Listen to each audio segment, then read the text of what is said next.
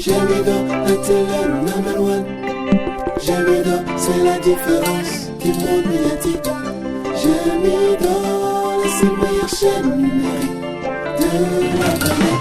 Voici les réseaux de la vie, les réseaux les plus fiables.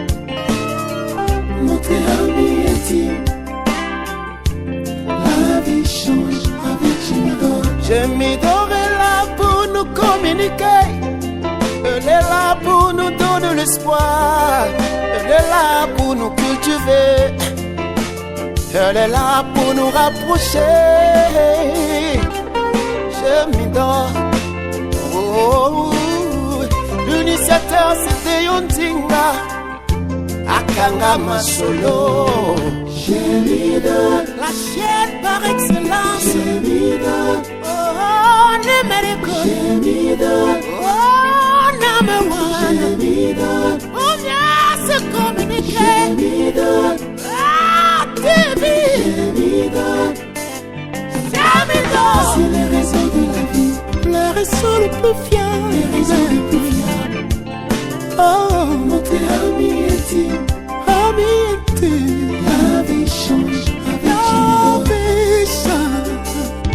Oh. Mbote bandeko baba olingo lelo eza oyo boyokaka vraiment eza facilité mais na ndenge ya media ndeka toyaka kosunga pe tosunga na ensemble na ba moment oyo etikali ya muke oto koma pe na 2021 mais surprise eza ebele. Surprise wana lelo eza kutu te oyo oto kendaka na politique tokela makambo boye mais eza na ndeko moko mais tokoloba na okombo te tobombi na okombo mais na pesa nanu uninga langa o lelo toza makambo mususu. Bonjour frère Eddy.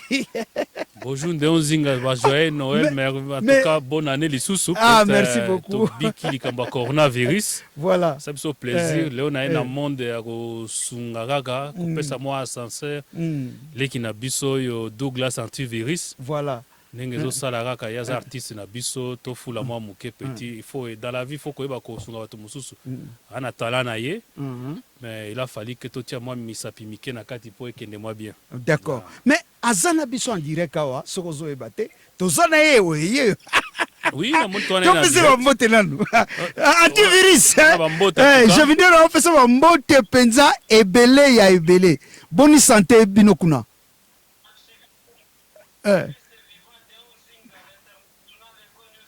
Ah, bonne santé. Ah, d'accord.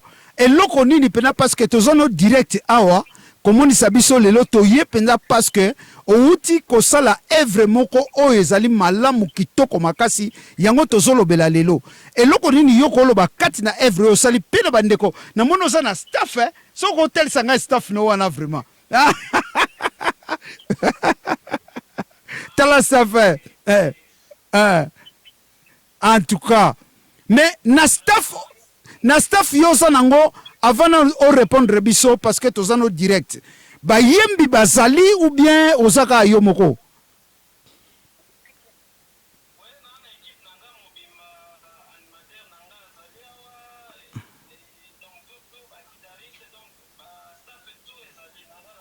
Ah d'accord.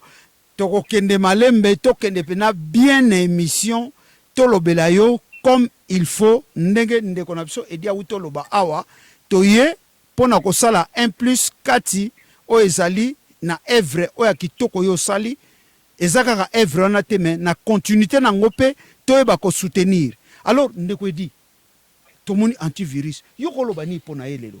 Obi que déjà antivirus ne na zoaka izaka par chance yani tikane to tala ka ba émission ba mboka nini na moni jeune artiste azo bunda poa fulama mais il s'est beaucoup bâti na côté na yemoko. D'accord. Et je me suis dit ça valait la peine na sungaye dans na accompagner moi muke parce que on ba monde so ba Congo ba bilo comme ça na moi retard muke ba décalage ba nini. Voilà. Tant au côté j'ai apprécié sa qualité ya musique azo sala makambo tout et ça lenga ko tout plaisir munene tant on a moni les équipements sa musique to ka musique ya qualité wana. Ouais.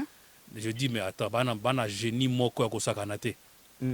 malgré les outils nzungu ata ya kala yango nilamba biloko ya kitoko. Voilà. Mais je vis que à partir ya DJ Mysticanto ndenge balambaki makambo na bango nini, et puis peut-être nanga ebinga bien nga mingi abokanga na ebandelité ko bokanga te, je vais te deux pour okende pe musika parce que ça na sens que soko songi mutu kozela bon la retour na sensé là au bolingo malamu kaka to sungaleki na biso akende musika parce que là le talent il a tout na sengi na batu nyonso penza bafungola maboko dans le sens que to sungaje na biso bazanani bana talent bakende musika de nzinga ona mukuse na sali résumé nanga. Merci. Mais ngana kokende kotuna ye moko lokwa toza na ye direct awa ayebisa biso vraiment kati na ye moko abimi kaka boye auta wapi ti akoma lelo na niveau oyo akomi soki ye moko akoyi koyebisa biso antivirus auti obimeli wapi batu bayeba penza oba parce que tozokenda bafete morceau wana yo beti ebinisa penza bafete oyo mais antivirus yebisa bango pena outa wapi. Ouais, l'aspect makasi mokonzi ya Eco News TV de Onzinga l'archiviste vivant antivirus ya mwana donc kambelembele nakolo bana swahili ke kambelembele mtoto wa Manyema shoka de Lungula mpini kabakia donc eza slogan slogan na biso na kati ya République démocratique du Congo. Bon 2006 mais malheureusement ba manque ba manager donc maintenant c'est zangote mais tala kaka ikolo ba vient na biso ba G5 ba edi akuma et ba bandi mena ko tia na ba moyen pour antivirus ayo kama monde entier tala lelo tokomi na ba émission internationale et voilà donc nous évoluons dans la province na biso ya Manyema quoi. Donc nene olobi boye komona ke ezali G5 et puis ndeko na biso edi baza na sima na yo pona ko soutenir yo ke okende liboso na Canada pour les chefs. Mais yo ko penza orchestre ni oyo bandaki nango outi polo lelo bima. Oui, to banana baninga na biso kala na tala musique mental lelo loko ba musicien pona mbongo ela mbongo trop to kabwana ndena salle mouvement nanga propre orchestre Kago succès depuis 2006 dana tozo kende malembe ti lelo to komi na ba niveau oyo to affronter écoute 12 ça ba chanson na biso ça ba kaka yo moko zo mona ba ascenseur vraiment malembe quoi. Et ça Gemidor TV. Waouh, oui, Gemidor TV. Ça, je m'excuse vraiment, mon bébé, voilà. Bon, toi qui n'es pas na émission na biso comme il faut, mais quel que soit eza mbaliboso te to mbape bande ko mingi babosanaka to considérant que c'est pas un souci, mais biso to lingi to eba obandela koyemba wapi. Kana province na biso na territoire ya Kasongo na baninga nanga ba collègue na donc na bandango tango na zalaki na humanité donc orchestre na biso ya collège oto tanga kala mike na bavie na biso bazosunga bapadri banini etala lelo nzambe asungi vraiment mosala. Ah merci. Mais eloko monga na koloba vraiment c'est selon moi partition moko boy avant est-ce que nako tuna sumo tuna avant que parce que émission les spécial batu ba tenir biso rigueur te émission lelo otozolo ba bino bandeko obozola na biso boy ba ke to une émission musique to yambi grand artiste ya mboka na biso oyo vraiment bozomona antivirus a sali pe makambu oyo to mona kaka Kinshasa mais to kendaka au plus loin ya Kinshasa te komona ba artiste na biso o bazalaka pe na ba côté wana komona makambo basalaka défaut o ezali kati na mboka la biso yangwana tozomona kaka Congo mais tozolobelaka Congo tolobelaka Kinshasa kin voilà nzoka Congo eza munene ba talent eza partout mais soki nzambe nakokende zelano antivirus pardon n'explique bandeko bien likambo oyo parce que bandeko baza na bobungi ebele bamona kaka esika moko soki tozobela le diamant tozobela or tozobela manganèse tozobela boye tomonaka esika boye mutu asalaki boye mais baartiste oyo bazali partout dans le monde oyo bazali partout na Congo mutu alobelaka bango aza te mais lelo topesi bino artiste bandeko botala ndeko oyo botala leki oyo ndenge azoyemba bokoyoka ye avant boyoka ye yango nalingi nalobela ye vraiment parce que eza baproduit moko oyo eza vraiment brut oyo eza ke biso toya toluka ke mwana oyo bakende liboso na yango edi eloko nyonso malamu koloba vraiment mpona antivirus par rapport à bamboka na biso parce que ye aza na libanda ya mboka tomonaka kaka ke bato oyo baza kaka na Kinshasa oyo baza boye mais baartiste baza partout surtout oyo na koapprécier na atikaka kaka na mwa calme na kati na ye eza na sens que ntango banda komata matoyi eleka mutu te voilà ezalaka atia mosala nde eloba mingi maloba ezala moke dans le sens que aza na courage moko c'est un combatif aza mutu oyo tokobeta maboko na sens que il se débrouille pas mal et puis aza na volonté penza oyo baloba na swahili soki olingi osunga mutu oyo balinga basungaka mutu asi azolinga basunga ye d'accord ye aza parmi bato wana mpena tobetele maboko dans le sens que azana ayebi ko se débrouiller akendaka enfin il a depuis 2016 asali mwa trajet moko munene mais eloko na kosenga atika matoyi eleka nde mutu te musala nde eleka maloba alors tokende vraiment kopesa Douglas antivirus ba merci ebele na morceau oyo et puis na bakisi pe lisusu na DJ Mysticanto parce que omoni so omoni sima ya antivirus eza na DJ Mysticanto pe musala azosala wana c'est autre chose c'est vraiment il y a du talent donc bango mibale baza wana na assure eza bango mibale voilà en tout cas toza na bino de tout cœur tokende toyoka ba morceau toana tanga fete bosala pena oyo bokoki kosala ke bona nde oyo 2020 nde toke 2021 esila voilà mwana DJ alobi kili wana eza ndenge DJ atalaka abetaka animateur naso abwaki kilo na lango mingi toyoka bango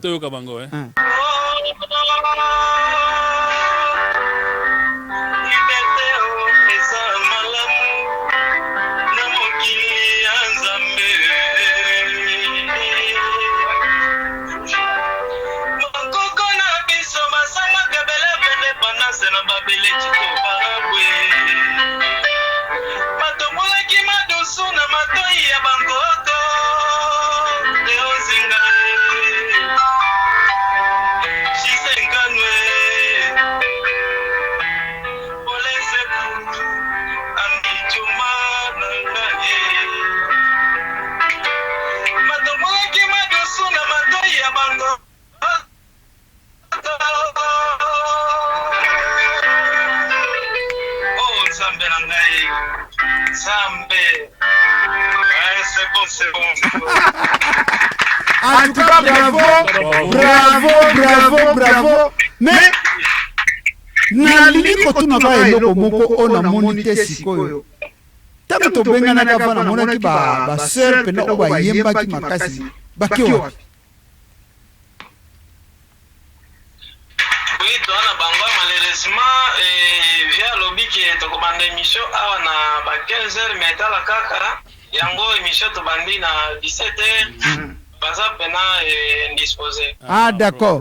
Ah problème ezate. Bolimbisa biso mutu to sungi binote mais bon eza problème te. Mais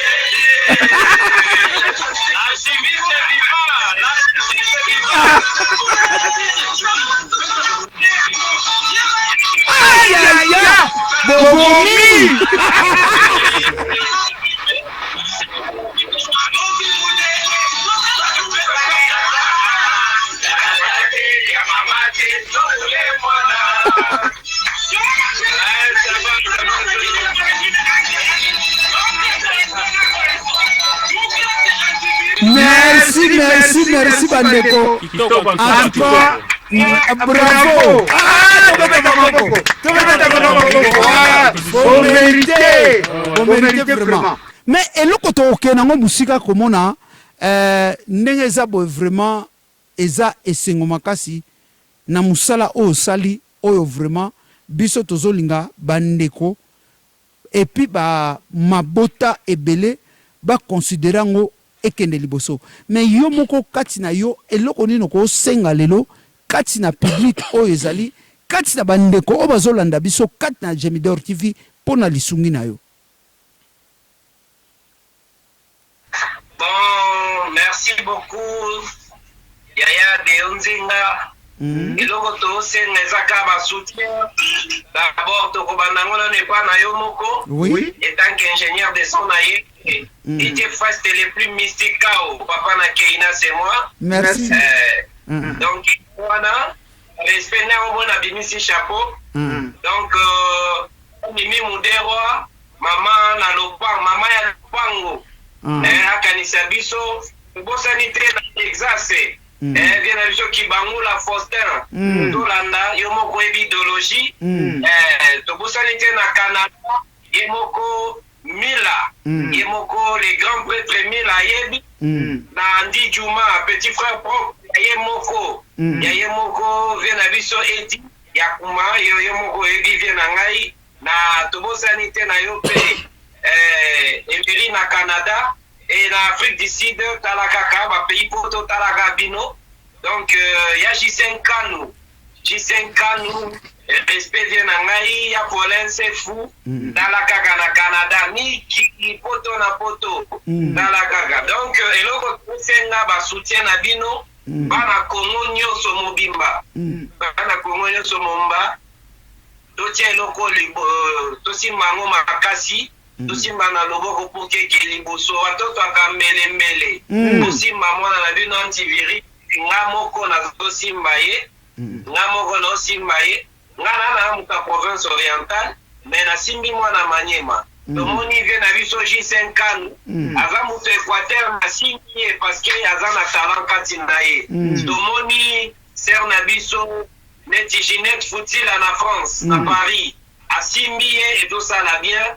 Donc Aïcha Kamara, Talakaka, et loko moko ya bien, yango wana donc ba soutien, y compris yo moko ozana l'archiviste vivant, ozana donc osala biso bien Talakaka yango netole la donc mingi olobezate ebele ne vient na biso ye moko ya edi azawana ayebi makambo idéologie.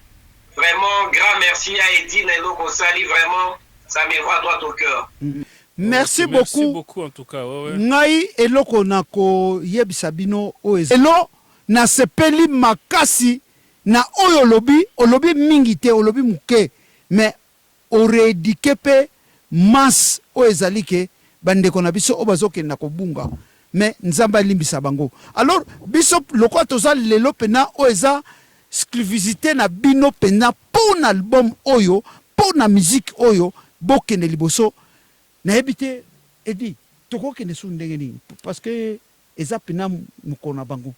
En tout cas merci les sous-sumbo nga ba pesinga ba follow na sepeli mais follow za mingi za ndeyo parce que to ba neti kolo studio ndeyo moi je t'ai juste présenté ba follow lango ne bangoyo. Moi j'aime bien les gens qui travaillent ba na talent. D'accord. Oui, mboka poto soko ye, il faut que moko Alexa moi maele muke pour batba sunga yo. J'ai vu le talent année, on a déploré mokili mobimba. To sunga bango surtout Jean Saliwa, Paulin Sefu, JC Kanu, il a ba domaine na bino. Zomona, il a ba domaine na bino. En tout cas, c'est lobby, c'est pas plus tard qu'il y a un soleil qui n'a Paulin Sefu.